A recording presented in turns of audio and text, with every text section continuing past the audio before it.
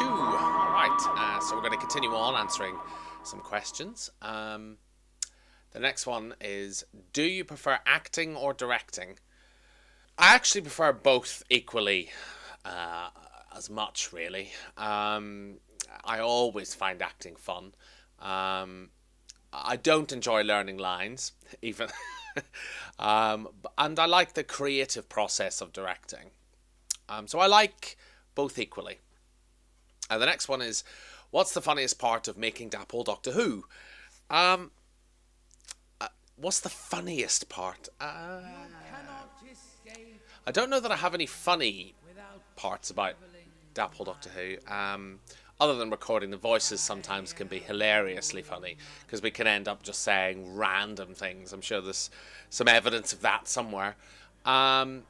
I think it's more frustration because the figures are so small and you're trying to fit them into such a confined area that it can be a little tricky getting a camera in there as well. When do you suspect Series 3 shall begin transmission? That's a good question. I'm going to spend longer on Series 3. I'm half tempted not to actually release it until September. It will be in 2011 at some point. When exactly, I don't know. But as soon as we know, I'll put it on the YouTube channel. Don't forget about the forum. Great. If you haven't joined the forum yet, join the forum. There's the info down on the screen there. Great. Worth logging on to. Plus, it's the way you can ask me a question. Who's the voiceover actress who plays Maria? It's a lady called Sarah. New to DrWho. Very exciting. And that's all I can tell you about her for the moment. Do you think you'll ever make an appearance on the real DrWho? I'd love to. I don't think it's that likely. Obviously, unless I'm charged as an extra or something, which would be just fine for me. I'd love to make an appearance on the new DrWho. But if I did, it would probably only be as an extra or something like that. Have you ever auditioned for it before? I assume you're meaning the real DrWho. No.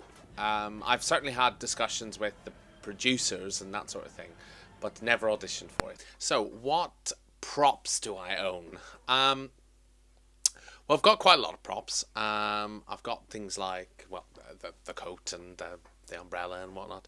But I think the one that I like the most is this one. This is the one from the Black Guardian trilogy. This is Turlough's crystal talking to the Black Guardian. I thought, I love this, and you'll see this if you watch the Black Guardian DVD trilogy on DVD. And it's molded from the original one by Mike Tucker. But I've owned lots of things like scripts, and at one point I had K9, which was great. One of the K9s anyway. So that's that. Okay. What happens to the DrWho sets after you finished filming? Normally they get destroyed. Yeah, normally they get destroyed. Unless I know that I'm going to use it in a later story, generally they get destroyed. Do you watch other DrWho or other DrWho figure adventures on YouTube? And if so, what are some of your favourite stories, and by whom are they made? Well, I have watched some stuff on YouTube, Batman Marches, Dalek Ideas. I have watched some. I feel that they're all pretty much of the same standard, really. I don't particularly have any favourites, but most of them I like. I think it's always the attention to detail. The more detailed they are, the better I seem to like them. So I'm not going to say who are my favourites. How many DrWho cast members have you met or spoken to? Wow. Well, of course, I've met all the Doctors and spoken to all the Doctors at some point, with the exception of the first 3. I probably know Peter Davison the most because I've worked with him the most. And most of the 80s era companions. Of course, I've met Elizabeth Sladen because I interviewed her for the Time Warrior DVD. I got to interview Janet Fielding, who is definitely my favourite companion. So that's pretty much it, really. Yeah. So the next vlog will be coming soon. Feel free to ask me any questions you like. And yeah, thank you very much. Bye.